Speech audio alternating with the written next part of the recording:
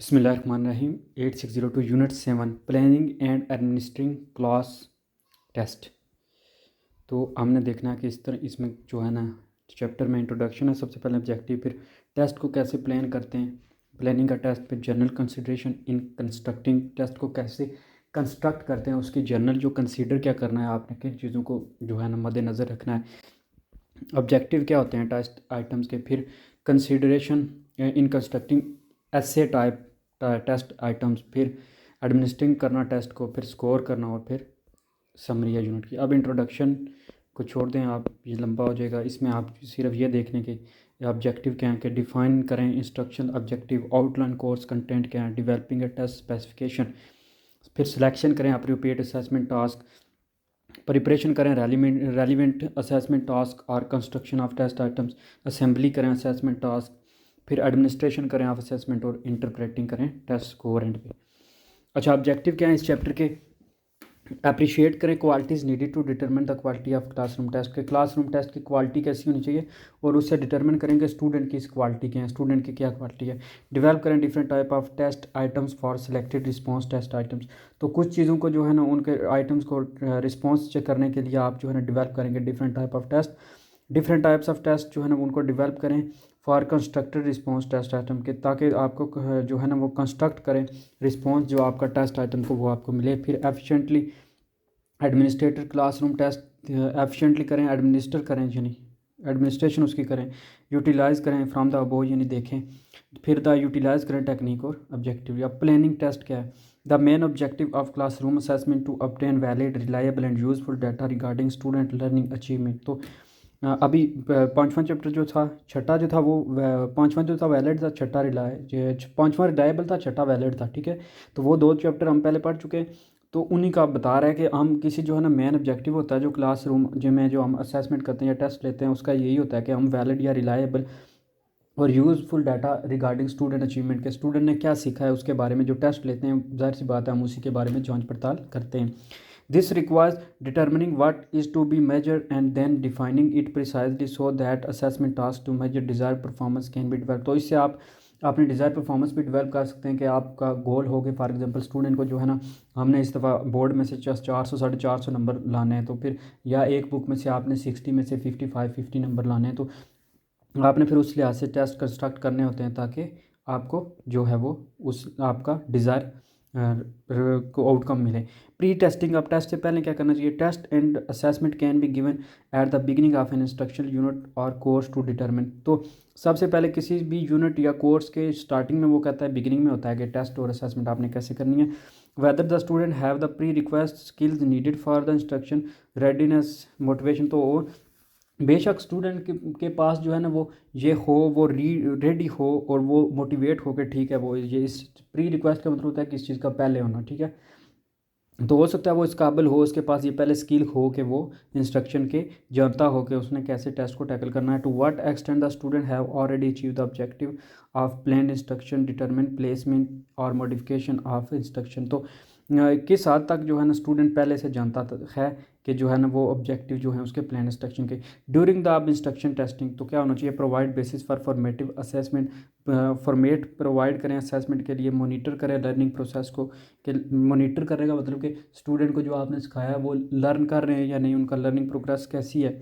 Detect करने learning errors, तो जो एरर्स हैं उनको डिटेक्ट करें और उनको फिर टैकल करने की कोशिश करें। Provide feedback for student and teacher, तो टेस्ट के थ्रू आप जो है उनको फीडबैक दे सकते हैं कि टीचर का हाँ बच्चों को समझ आ रही है और बच्चे हाँ समझ रहे हैं, तो ये आप इसीलिए जो है ना वो।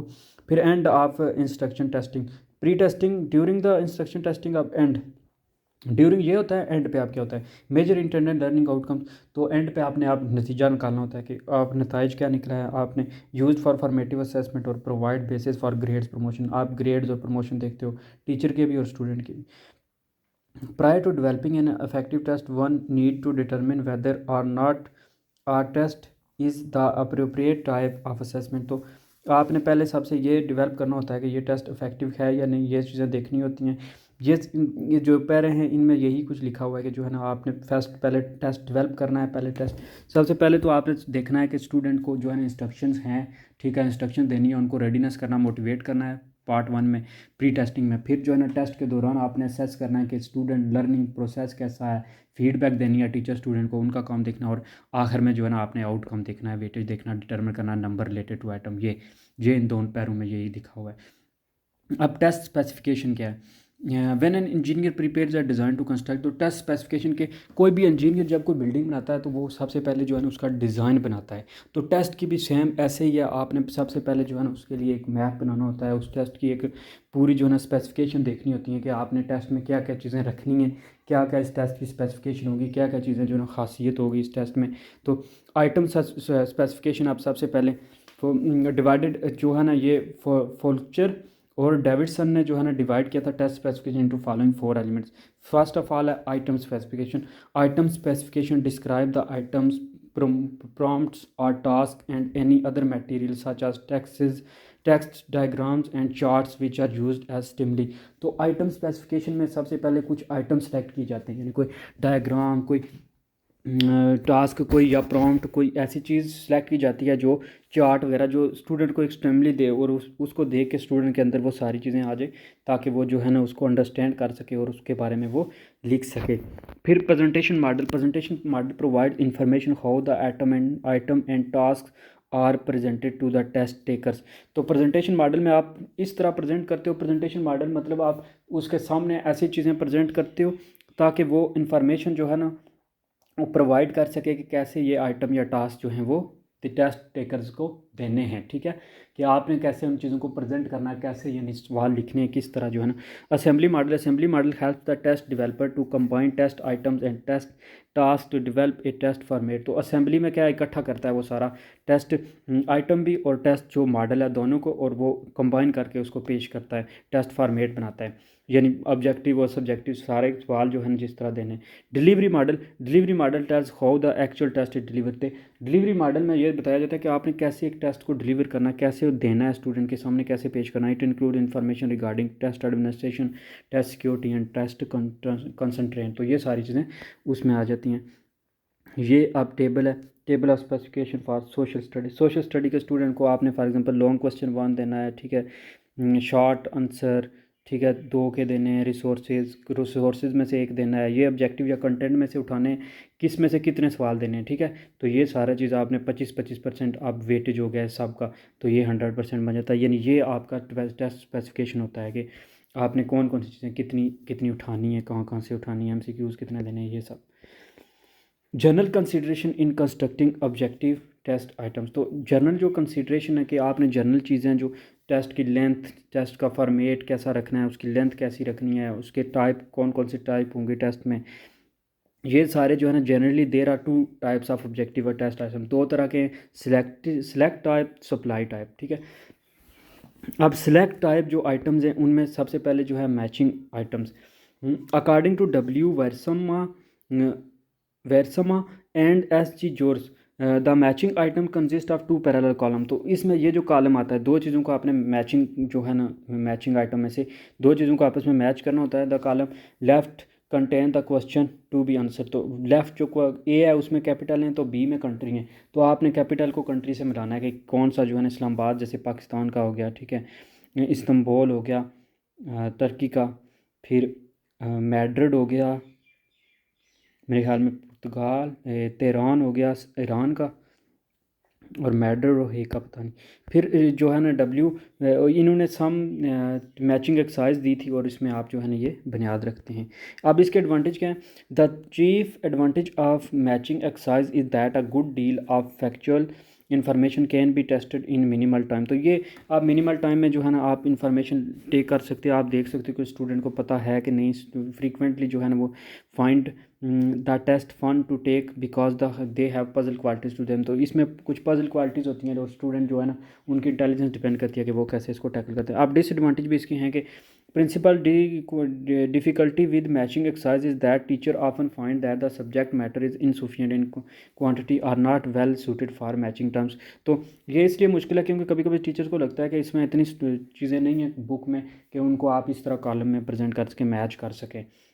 तो ये जो है ना एक इसका डिसएडवांटेज है। Unlike clusters of question are used to adopt but poorly inform student can often recognise the ill fitting items by their irrelevant and extraneous nature.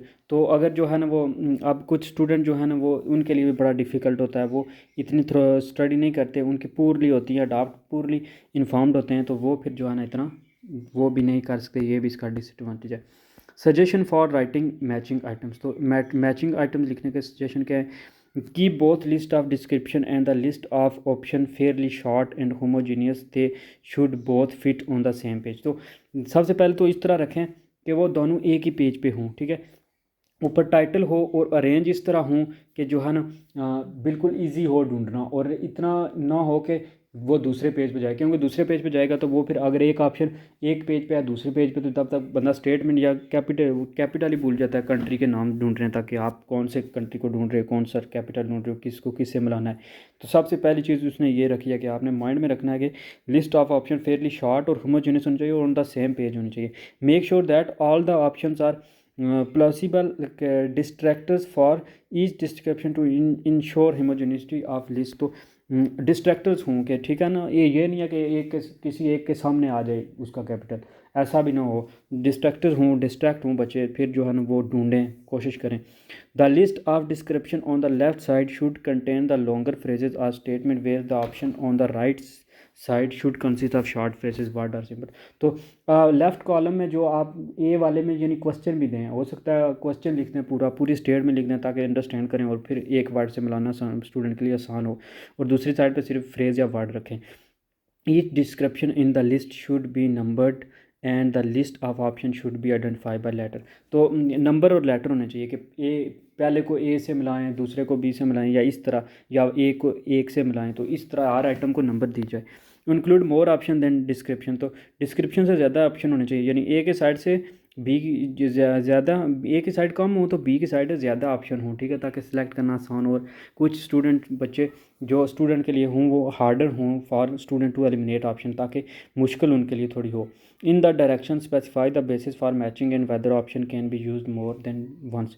तो कुछ ऑप्शन जो है ना मैचिंग करने के लिए वो कहते हैं मोर देन वंस भी यूज करते हैं। अब MCQs टाइप जो क्वेश्चन है, मल्टीपल चॉइस क्वेश्चन, यानी नॉर्मन ई ग्राउंडलैंड ने write that the multiple choice question is probably the most popular as well as the most widely applicable and effective type of objective test. तो Norman Gronlund ने कहा था कि ये जो MCQs हैं बड़ा पॉपुलर हो गया है, बड़ा यूज़ हो रहा है हर जगह। Student select a single response from a list of option. तो इसमें क्या होता है कि स्टूडेंट्स को 4 या 5 ऑप्शन प्रोवाइड किए जाते हैं, उसमें से उनने जो है ना वेरी जो क्लोज वन होता है या फिर जो राइट वन होता है वो आपने क्लिक करना होता है, आपने टिक करना होता है। जैसे ये डायरेक्ट ऑप्शन आप क्या है, which is the capital city of Pakistan. अब इसके नीचे 4 ऑप्शन दिए गए हैं, ठीक है, 3 बाकी डिस्ट्रैक्टर हैं, एक जो है ना वो की है इस्लामाबाद जैसे है। तो incomplete statement the capital city of Pakistan is, ये एक कंप्लीट डायरेक्ट क्वेश्चन है। अब इनकम्प्लीट अगर स्टेटमेंट हो कि the capital city of Pakistan is, तो इसमें आप फिर जो है ना लाहौर, कराची, इस्लामाबाद, पेशावर, तो आपने टिक करना होता है। Rules for writing multiple choice question. तो इसका रूल ये है कि यूज़ प्लॉसिबल डिस्ट्रैक्टर्स। तो आप डिस्ट्रैक्टर यूज़ करें, यानी जो है ना बिल्कुल मिलते जुलते हो। ये नहीं है कि आप 3 शहर उसी मुल्क के डालें, आप कैपिटल उसी, जैसे आप लाहौर भी लगता है आम बंदे के लिए, नॉर्मल बंदे के लिए, पेशावर लगता है उसे कि जहाँ लाहौर बड़ा है, कराची बड़ा शहर है, कराची हो सकता है। तो इसलिए ये होते हैं डिस्ट्रैक्टर, ठीक है। तो इस तरह डिस्ट्रैक्टर भी दें। फिर open ended exam to provide realistic distractor. तो अगर ओपन एंडेड एग्ज़ाम है तो फिर रियलिस्टिक जो है ना डिस्ट्रैक्टर दें। यूज़ ए क्वेश्चन फॉर्मेट कैसा होना चाहिए, सबसे पहले तो encourage करें multiple choice item to be prepared as question. तो प्रिपेयर क्वेश्चन करें। इनकम्प्लीट स्टेटमेंट में क्या, capital of A J K in is in direct question format में क्या, in which of the following city is complete of A J K, capital of A J के। Direct में पूरा एक question होगा, ठीक है, जबकि इनकम्प्लीट में क्या, एक इनकम्प्लीट स्टेटमेंट होती है जिसको आपने अंडरस्टैंड करके। Emphasise higher level of thinking, इसमें use memory plus application question is, ये इसमें आपकी मेमोरी यूज़ होती है, क्योंकि कभी कभी इतने क्लोज क्वेश्चन आंसर होते हैं सारे कि बंदे को लगता है यार एक ठीक है, ये ठीक है, तो वो इसलिए ये जो है ना इसमें मेमोरी यूज़ होती है। Key to prepare memory plus application question is to place the concept in a life situation. or context that require the student to first recall the facts and then apply or transfer the application of those facts into situation। तो ये help करता है कि कैसे जो है ना student सोच के एक ऑप्शन को सिलेक्ट करते हैं, फिर उस ऑप्शन को टिक करते हैं तो माइंड बनाते हैं, ये उनको लाइफ में ऐसी सिचुएशन में काम देता है। Seek support from others who have experience writing higher level thinking multiple choice question. तो किसी दूसरे से टीचर हेल्प भी ले सकता है ताकि वो डेवलप करे ऐसे। अब एग्जांपल में क्या है, memory only example less effective which description best characterise whole food. तो ये फिर होल फूड कौन सी डिस्क्रिप्शन दे रहा है जी, ऑरेंज जूस, टोस्ट, बैरन, सीरियल, ग्रेप फ्रूट। तो जो है ना इसमें आप मेमोरी प्लस में इसमें आप सिर्फ उस वो चेंज कर रहा है स्टेटमेंट को। Son of breakfast this morning included 1 glass of orange juice, 1 slice of toast, a small bowl of bran cereal and grapefruit. What whole food did Sana eat for breakfast? तो कौन सी पूरी food उसने खाई है? तो grep fruit जैसी बात है वो पूरा उसने खाया है, बाकी तो सारी चीज़ें जो है ना किसी ना किसी चीज़ की बनी हुई हैं। तो अब ability to interpret cause and effect relationship. तो why does investing money is common stock protect against loss of assets during inflation. तो ये जो है ना कि इन्वेस्टिंग मनी जो है ना कॉमन स्टॉक में वो कैसे प्रोटेक्ट करेंगे जब सारा कुछ जो है महंगाई में जा रहा है। तो ये फिर इसके ऑप्शन है। तो इस तरह के जो है ना वो क्वेश्चन आते हैं। नेक्स्ट है जी कीप ऑप्शन लेंथ सिमिलर। तो ऑप्शन की लेंथ भी जो है ना वो सिमिलर रखें, इतनी ज़्यादा ना रखें कि एक ऑप्शन जो है ना वो एक पेज पे आ जाए, दूसरा दूसरे पेज पे चला जाए। Avoid making your correct answer the long और शॉर्ट आंसर। तो ये चीज़ ना आप सोचें कि आपके आंसर शॉर्ट होंगे या लॉन्ग, कोशिश ये करें कि जो है ऑप्शन है वो सिमिलर लेंथ के हों, एक जैसे हों। Balance the placement of the correct answer, balance करें करेक्ट आंसर के सेकंड थर्ड ऑप्शन जो है ना वो ठीक है, लेकिन ये नहीं है कि वो एक ही लाइन में सारे होंगे, सबका तीसरा बैलेंस ये नहीं होने चाहिए। भी grammatically correct precise wording use करें, ठीक है बिल्कुल जो है ना स्टूडेंट को ताकि अंडरस्टैंड करने में कोई मुश्किल ना हो, ईजी हो। अवॉइड करें clues to the correct answer, कि क्लू देना अवॉइड करें। कभी कभी होता है ना कि वो ठीक है टिक लगा हुआ होता है या इस तरह चीज़ें। अवॉइड करें one question is the test by giving the answer. तो ये भी क्लू देना बंद करेंगे। एक में जो आपने फॉर एग्जांपल ऊपर आप पूछ लो कि which of the following is capital of Pakistan, और नीचे आप लिख दो कि when capital Islamabad is has been declare as the capital of Pakistan. तो ये फिर दोनों हिंट ना इस तरह के क्लूज ना दें, इस तरह का ना बनाएं, ठीक है। अवॉइड करें एक्सट्रीम्स जैसे नेवर, ऑलवेज, ओनली यूज़ करना। अवॉइड करें nonsense words and unreasonable statements. तो रीजनेबल स्टेटमेंट दें, क्लू वगैरह ना दें। Avoid negative questioning, negative questioning भी ना करेंगे, ठीक है। वो बच्चे ने अगर 50 ठीक किए हैं तो 25 उसने गलत किए हैं, या 20 में से अगर 10 उसने ठीक किए तो 10 उसके गलत ने, तो ठीक है नेगेटिव मार्किंग 0 हो गया। इस तरह की नेगेटिव मार्किंग ना करें, ये होती है नेगेटिव मार्किंग के जो गलत हुआ है उसका नंबर सही में से काट लेना। Student may be able to find an incorrect answer without knowing the correct answer. तो स्टूडेंट जो है ना कभी कभी इस काबिल भी होते हैं कि वो इनकरेक्ट आंसर से नोइंग द करेक्ट आंसर भी जान सकते हैं। Use only one correct option, सिर्फ एक ही करेक्ट ऑप्शन दें, ठीक है ना। The item should include one and only one correct और क्लियरली बेस्ट आंसर। सिर्फ एक ही जो है ना वो करेक्ट आंसर हो, ये नहीं है कि एक जो है ना 4 ऑप्शन में 2 करेक्ट हों तो वो फिर मसला बन जाएगा। With the correct answer alternative should be mutually exclusive and not overlapping. तो दूसरे उसके साथ ओवरलैप भी ना कर रहे हों, उसके सिनोनिम वगैरह भी ना हों, ठीक है। Using MC with questions containing more than one right answer lowers discrimination between student. इससे ये होगा कि डिस्क्रिमिनेशन करना स्टूडेंट के लिए भी थोड़ा जो है ना ईजी हो जाएगा। अगर जो है ना तो जब आपके ऑप्शन ज़्यादा होंगे, ज़्यादा क्लोजली होंगे, तो वो फिर स्टूडेंट के लिए मुश्किल हो जाएगा। गिव क्लियर इंस्ट्रक्शन, तो इंस्ट्रक्शन क्लियर दें सबसे पहले कि जैसे ऊपर लिखा होता है कि क्वेश्चन 1 to 10 जो है ना वो MCQs हैं, 1 नंबर का एक क्वेश्चन है, तो आपने इनमें से टिक करना है एक ऑप्शन को, ठीक है।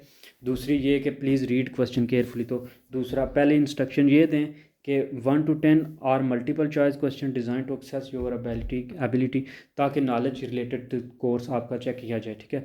दूसरी इंस्ट्रक्शन यानी पेपर के ऊपर जो लिखा होता है इतना टाइम वगैरह उस जगह। दूसरा ये कि रीड करें क्वेश्चन केयरफुली, उसको अंडरस्टैंड करें, और हर आंसर का ये इतने, हर क्वेश्चन का इतने मार्क्स होंगे।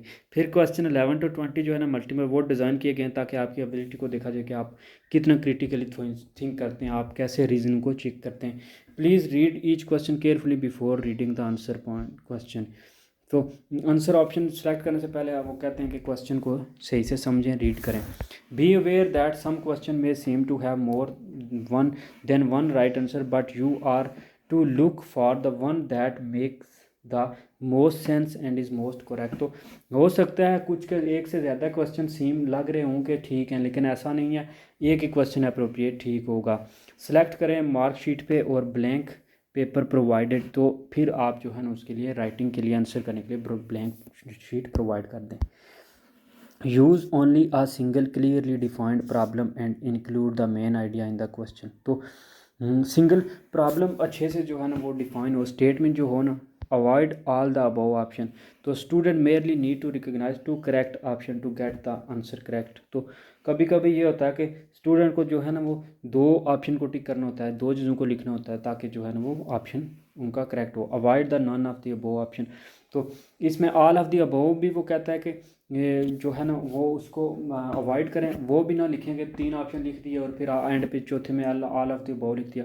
या ये भी अवॉइड करें कि नन ऑफ द अबव, इन दोनों चीज़ों से परहेज करें कि इनमें कभी कभी होता है ना कि ऊपर दिए गए सारे ऑप्शन, कभी कभी होता है इनमें से कोई नहीं, तो ये इन चीज़ों से अवॉइड करें। Don't use MCQs when other item types are more appropriate. तो MCQs ना यूज़ करें जब दूसरे आपके पास आइटम। अब इसके एडवांटेज क्या है, इससे आप जो है ना, इसका सबसे एडवांटेज ये है कि इट्स वर्सटाइल है, बहुत सी चीज़ें इसमें कवर हो जाती हैं, बहुत सारा नॉलेज जो है ना कवर हो जाता है, जैसे कि स्टूडेंट किस कैपेबल हैं, उनका ट्रू फॉल्स, उनकी फिर मल्टीपल चॉइस, वो कैसे चीज़ों को डिस्क्रिमिनेट करते हैं, कैसे 4 में से 3 को जो है ना वो अवॉइड करते हैं, 4 में से 3 को डिनाई रिजेक्ट करते हैं और एक को पास, एक ऑप्शन को टिक करते हैं। इससे स्टूडेंट की जो है ना वो डिसीजन मेकिंग की पावर भी ठीक होती है कि वो फैसला करते हैं कि ठीक है, नहीं अगर 3 करेक्ट तो वो एक पे रुक जाते हैं कि ठीक है इसको मैंने टिक करना है।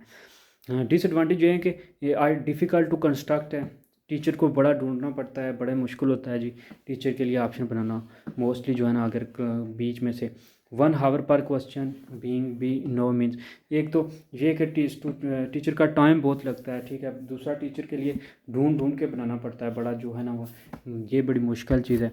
फिर सजेशन क्या, राइटिंग MCQs आइटम्स, तो गाइडलाइन है सबसे पहले स्टेम ऑफ द आइटम, सबसे पहले जो आप देते हो स्टेटमेंट देते हो वो प्रॉब्लम क्लियर और स्पेसिफिक होनी चाहिए, कंसाइज होनी चाहिए, ठीक है। डोंट एक्सट्रेनियस इन्फॉर्मेशन, उसमें कोई ज़्यादा इन्फॉर्मेशन ना दें, सिर्फ जो है ना स्टेटमेंट के रिलेटेड ही दें। श्योर रहें कि उसमें एक ही क्वेश्चन है। फिर रॉन्ग आंसर चॉइसेस डिस्ट्रैक्टर जो हो ना वो पॉसिबल हों, एलिमिनेट करना आता हो स्टूडेंट्स को, अनइंटेंशनल कोई क्लूज़ ना दें, ठीक है। देन जो है ना नेगेटिव मार्क्स करना छोड़ दें, नेगेटिव मार्क ना करें। Include from 3 to 5 option, 3 to 5 option दें उसमें स्टूडेंट्स को। फिर इंक्रीज़ करें difficulty of A multiple choice question, increase the similarity of content among the option. तो इंक्रीज़ करें डिफ़िकल्टी को, इंक्रीज़ करें, कोशिश करें ज़्यादा से ज़्यादा डिफ़िकल्ट बनाएं। नन ऑफ द अबव और ऑल ऑफ द अबव से अवॉइड करें। सप्लाई टाइप आइटम्स, अब कंप्लीशन आइटम जिनमें चीज़ों को आपने कंप्लीट करना होता है, यानी ब्लैंक्स टाइप दिए जाते हैं तो आपने जो है ना उन गैप को फिल करना होता है, जैसे ट्रू फॉल्स हैं, या फिर जो है ना कोई आपने ये जैसे दिया होता है capital city of Pakistan is dash, तो इस तरह जो है ना ये कंप्लीशन आइटम्स हैं, इनको आपने कंप्लीट करके आंसर करना होता है, कंप्लीट करना होता है, ठीक है। तो जैसे कि सजेशन फॉर राइटिंग, इसमें क्या होता है कि if at all possible item should require a single word answer और ब्रीफ एंड डेफिनाइट स्टेटमेंट। तो स्टेटमेंट ऐसी बनाएं कि सिर्फ एक ही आपको जो है ना वर्ड की जगह छोड़ें। तो अब इसमें जो पूरा आइटम होगा वो होगा कि motor one M1 open for traffic in, तो ये, जबकि बेटर जो आइटम होगा वो ये होगा कि motor M1 open for the traffic in the year, ठीक है। तो अब पहले में कन्फ्यूजन है, इतनी समझ में आएगी, वो पूरा आइटम है, वो उसमें जो है ना क्लियर स्टेटमेंट नहीं है, जबकि बेटर में जो है वो क्लियर स्टेटमेंट है। दूसरे में क्या है, be sure the question or statement poses are possible to the examinee, a direct question is often more desirable than an incomplete statement. तो डायरेक्ट होना चाहिए, जिस तरह पहले में डायरेक्ट था ना कि which of the following city of the capital city of Pakistan, इसी तरह इसमें भी जो है ना ये इन द ईयर, ताकि एक ही बच्चे को माइंड में आ जाए कि हम उसने यहाँ साल लिखना है कि कौन से साल में जो है मोटरवे M1 ओपन हुई थी ट्रैफिक के लिए। omit only keywords, don't eliminate so many elements that the sense of the content is in पे, सिर्फ जो है ना एक ही आइटम को छोड़ें, ठीक है, ताकि जो है ना बच्चों को आसानी हो अंडरस्टैंड करने में, इतना भी डिफ़िकल्ट ना बना दें कि उसे सवाल ही ना समझाए। तो the dash type of test item is usually more than the dash type, तो MCQs type of test item is usually more completion test than the type. तो इस तरह जो है ना इस तरह की जगह छोड़ें। पूर में आप अंडरस्टैंड नहीं हो रहा, बेटर में क्या है, supply type of test item is usually graded less objectively than the, आप यहाँ पे MCQs टाइप टेस्ट लिख सकते हैं, ठीक है, या फिर कंप्लीशन टाइप, तो ये फिर जो है ना ईजी होता है पहचानने के लिए। Word the statement such that the blank is near the end of the sentence rather than near the beginning। तो ब्लैंक जो है ना वो एंड सेंटेंस के एंड पे हो तो ज़्यादा अच्छा लगता है, क्योंकि शुरू में होगी तो थोड़ा awkward लगता है। If the problem requires a numerical number indicate the units in which it is to be express, तो अगर प्रॉब्लम नंबरों में लिखनी होती है तो फिर आपने इस तरह करना है कि उसको वर्डिंग में लिखना है या फिर टीचर्स में लिखना है। Short answer question, student supplies are response to a question that might consist of a single word or phrase। तो सिंगल वर्ड या फ्रेज़ के जो है ना शॉर्ट क्वेश्चन आंसर इस तरह के होते हैं मोस्टली, जो है ना आप कह सकते हो कि हमारे यहाँ लिखा होता है कि 2 लाइनों का कम से कम होना चाहिए। अब इसमें सिंपल डायरेक्ट क्वेश्चन क्या है, who was the first president of the Pakistan, तो completion item the name of the first president of Pakistan is, तो शॉर्ट क्वेश्चन में ये था, कंप्लीशन वाले में सिर्फ नाम के लिए जगह छोड़ी थी। अब शॉर्ट क्वेश्चन में सिर्फ जो है ना उसके लिए आपने शॉर्ट फ्रेज़ या उसका नाम लिखना है। एडवांटेज क्या है अब इसके, राइट द शॉर्ट आंसर, ये भी उसी नॉर्मन ग्राउंड लैंड ने दिया था। Have a number of advantage, इसके बहुत ज़्यादा एडवांटेज हैं। Reduce the likelihood that a student will gas the correct answer, इसमें ये कम हो जाते हैं, लेस चांसेस हो जाते हैं कि कोई स्टूडेंट जो है ना वो करेक्ट ऑप्शन कर पाएगा गैस, क्योंकि जहाँ ऑप्शन दिए जाते हैं वहाँ पे वो इजी होता है उसके लिए गैस करना, यहाँ पे थोड़ा मुश्किल होता है। रिलेटिवली इजी होता है टीचर के लिए कंस्ट्रक्ट करना, क्योंकि ज़्यादा चीज़ें नहीं लिखनी पड़ती, सीधा सीधा एक सवाल लिखना पड़ता है।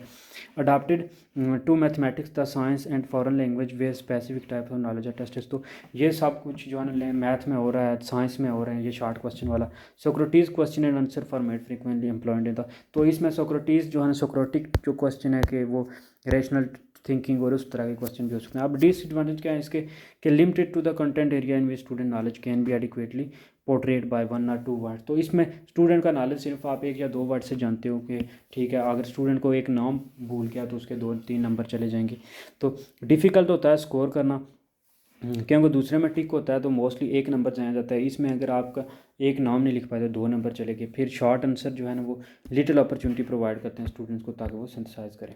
General consideration and in constructing ऐसे टाइप ऑफ आइटम, ऐसे अब लॉन्ग क्वेश्चन जो होते हैं, ठीक है, तो Robert E Ebel and David A Frisbie ने अपनी बुक में कहा थी कि teacher are often as concern with measuring the ability of student to think about the use knowledge as they are with measuring the knowledge their student process, तो ये process, तो वो इससे स्टूडेंट का नॉलेज मेजर करते हैं कि student ने कैसा नॉलेज किया। इसमें बहुत ज़्यादा मोस्टली पैराग्राफ ऐसे टाइप क्वेश्चन होते हैं, पूरा ऐसे लिखना पड़ता है, सिंथेसाइज करना, ऑर्गेनाइज करना, अपना नॉलेज बच्चों को शो करना होता है, अपनी राइटिंग स्किल को शो करना होता है। जो लॉन्ग क्वेश्चन होते हैं, जो ऐसे टाइप क्वेश्चन होते हैं, बहुत ज़्यादा जो है ना इसमें सप्लाई करनी पड़ती है।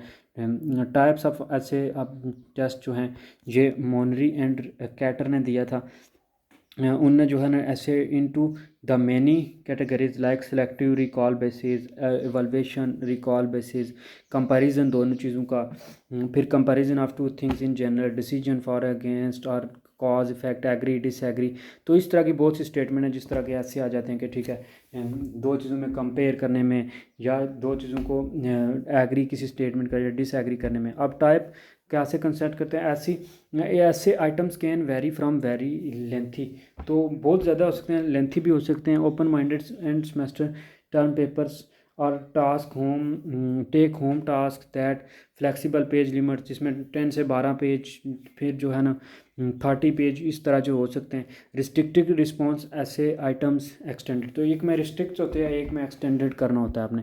अब रिस्ट्रिक्टेड वाले में क्या होता है, an essay item that poses a specific problem for which a student must recall proper information organise in a suitable manner, derive a defensible conclusion and express it within the limits of post problem और with in a page और time limit. तो restricted में क्या होता है, time limit होती है, उसके अंदर स्टूडेंट को अपनी सारी प्रॉब्लम्स, उसके जो भी कंक्लूजन है वो सब कुछ लिखना होता है। जैसे कि list the major similarities and difference in the life of people living in Islamabad and Faisalabad. तो ये आपने दो चीज़ों कंपेयर करना होता है कि वहाँ कैसे कैसे लोग रहते हैं। तो इसमें रिस्ट्रिक्टेड होता है, टाइम रिस्ट्रिक्टेड होता है, ठीक है, चीज़ें रिस्ट्रिक्टेड होती हैं, कैसी कैसी आपने लिखना है, आपने सिर्फ इन दोनों शहरों तक लिखना है। फिर डाटा को सेवरल सोर्सेज एवालुएट क्वालिटी और वर्थ करना है, उन लोगों की यानी इंफॉर्मेशन, आबादी, फिर लोग कैसे रहते हैं, शहरी रहते हैं, अमीर लोग हैं, गरीब लोग हैं, इस तरह का आपने कंपैरिजन देखना होता है। एक्सटेंडेड रिस्पॉन्स में क्या होता है, in essay type item that allow the students to determine the length and complexity of response is called an extended. तो इसमें आपने एक्सटेंड करना होता है, उसकी लेंथ और क्वालिटी जो है ना कम्प्लेक्सिटी लिखनी होती है। जैसे आइडेंटिफाई करें as many different ways to generate electricity in Pakistan, तो इसमें आपने एक्सटेंड करके बताना होता है कि कैसे कैसे आप कर सकते हो, ज़्यादा से ज़्यादा आपको इन्फॉर्मेशन करनी होती है। स्कोरिंग ऐसे टाइप जो आइटम्स हैं, आप ये रूबिक और scoring criteria is develop to evaluate score. तो इसमें रूब्रिक या जो है ना स्कोरिंग देखा जाए मेथड यूज़ कर सकते हैं। ये rubric is a scoring guide for subjective assessment, it is set criteria for standard link to the learning objectives that are used to assess a student performance on paper project essays and then assignments. तो ये rubric जो use होता है ताकि students की जो है ना उनके असाइनमेंट वगैरह में जितने परफॉर्मेंस की बेस पे उनके नंबर को देखा जाए। टेस्ट आइटम नाम and describe 5 of the most important factors of unemployment इन पाकिस्तान। तो ये टेस्ट आइटम के इस पे भी जो है ना आपने रूब्रिक का क्राइटेरिया क्या होता है, 1 point for each of the factor named to a maximum of 5 points. तो अगर दो चीज़ें दी गई हैं तो आपने 5 पॉइंट्स 1 पॉइंट लिखना है एक फैक्टर नेम के लिए, ठीक है। तो अगर 5 फैक्टर हैं तो मैक्सिमम 5 नंबर आपको मिलेंगे। फिर 1 point for each appropriate description of factor name to a maximum of 5 point. No penalty for spelling punctuation और ग्रामेटिकल एरर। तो इनके लिए कोई आपको जो है ना नंबर नहीं कटेंगे। No extra credit for more than 5 factors named. कोई अगर 5 से ज़्यादा भी किसी ने लिखे तो उसको एक्स्ट्रा नंबर भी नहीं मिलेंगे, extra information will be ignore. अगर किसी ने मज़ीद फालतू एक्स्ट्रा लिखी है तो वो भी इग्नोर कर दी जाएगी। अब क्राइटेरिया इसमें क्या है, अगर लेंथ जो है ना वो length of text will be according to prompt. अगर लेंथ ठीक है तो तब जो है ना अनसेटिस्फैक्ट्री है।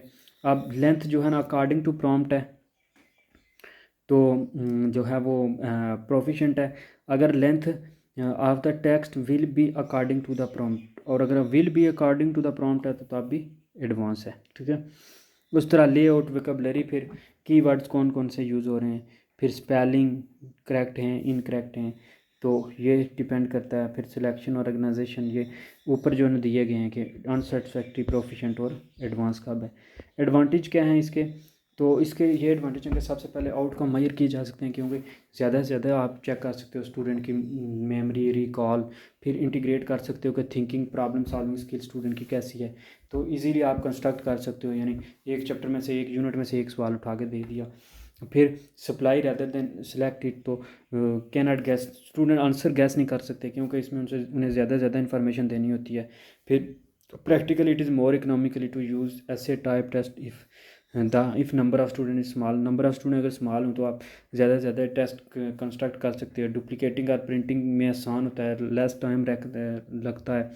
फिर मेजर डाइवर्जेंट थिंकिंग आप मेजर कर सकते हो, इंप्रूव कर सकते हो लैंग्वेज और एक्सप्रेशन स्किल्स एग्जामिने की। मोर हेल्पफुल है एवलुएटिंग करने में, क्वालिटीज़ मार्किंग में इजी होता है। बेटर स्टैंडर्ड प्रोफेशनल एथिक्स होते हैं टीचर के। टीचर जो है ना इसमें टीचर देखता है कि कैसे वो स्कोर, लिमिटेशन के ऐसे टाइप्स के आप कि lack of consistency in judgement even among competent examiners. तो थोड़े में से जो है ना वो आप ज़्यादा इन्फॉर्मेशन लेना चाहते हो, फिर एक यूनिट में से जो है ना आप डिसाइड करते हो एक क्वेश्चन में से। कैरी इफेक्ट करता है कि एग्जामिनी जो है ना कैरी इफेक्ट, फिर they have limited content validity होती है, हो सकता है कंटेंट इतना अच्छा ना हो। फिर जो है ना दे आर टाइम कंज्यूमिंग है। Generally emphasise the lengthy enumeration are memorised, जो फैक्ट्स हैं उनको मेमोरी की सजेशन है। अब राइटिंग टाइप के लिए आस्क करें, एस्टैब्लिश करें test that will require the student to demonstrate command of essential knowledge के, जो उनके असेंशियल नॉलेज को, ऐसे क्वेश्चन को आप जो है ना ऐसे क्वेश्चन दें जो उनके असेंशियल नॉलेज के लिए ज़रूरी हों, जो उनके लिए ज़रूरी हों, लाइफ में उन्हें काम दें। Ask question that are determine in the sense that experts could agree that one answer is better than another. तो ऐसा क्वेश्चन दें कि जिससे लगे कि वो एक्सपर्ट भी समझे कि ठीक है, हाँ एक क्वेश्चन जो है ना दूसरे क्वेश्चन से बेहतर है, और स्टूडेंट जो है ना इस पर काम कर रहे हैं तो ये इन्हें लाइफ में कोई काम भी देगा अगर किसी ने ठीक लिखा हुआ है, किसी को ये समझ आ गई। क्योंकि क्वेश्चन स्टूडेंट अगर दोबारा जाके देखे तो उसे पता चले कि ये लाइफ में ज़रूरी भी है। Define the examining task as completely and specifically as possible without interfering with the instrument measurement process itself. तो एग्जामिनर का जो टास्क है उसको कम्प्लीटली डिफाइन करें कि उसका टास्क क्या है, उसने कितने यूनिट में से बनाना है, किस किस यूनिट में से लॉन्ग क्वेश्चन रखने हैं, ऐसे टाइप क्वेश्चन रखने हैं। Generally give preference to specific question that can be answered briefly. तो मोस्टली जो है ना स्पेसिफिक क्वेश्चन होने चाहिए, ज़्यादा भी नहीं इतने होने चाहिए जिनका आंसर देना ईजी हो। Use enough item to sample the relevant content domain adequately. तो रेलिवेंट जो, ताकि जो कंटेंट डोमेन है उसको मुनासिब तरीके से सॉल्व किया जाए, हल किया जाए, प्लानिंग की जाए। अवॉइड करें गिविंग चॉइस देना, अवॉइड करें, इतनी ज़्यादा चॉइस ना दें। Test the question by writing an ideal answer to it. Ideal answer देखें आपको मिलता है या नहीं, इस तरह का क्या जो है वो क्वेश्चन डेवलप करें ताकि जो है ना आपको आइडियल आंसर मिले। स्पेसिफाई करें टाइम अलाउंसमेंट के, इतना टाइम है, इतने टाइम में ये आपने करना है। डिवाइड करें क्वेश्चन को सेपरेट कंपोनेंट्स में ताकि जो है ना उस टेस्ट के आपको सारे पार्ट्स आ जाएं। एडमिनिस्ट्रेटिंग द टेस्ट क्या है, टेस्ट असेंबली करना सबसे पहले, कि आपने टेस्ट को जो है ना आप इकट्ठा करना है सारे को, रॉ मटेरियल जितना आपने टेस्ट बनाया, एमसीक्यूज़ थे सारे, जो भी सप्लाई टेस्ट था, शॉर्ट क्वेश्चन, लॉन्ग क्वेश्चन, तो तब जाके एक पूरा टेस्ट असेंबल होके एक पूरा पेपर बन जाता है। तो वो इसके लिए कुछ यहीं पे ये यूनिट ख़त्म होता है।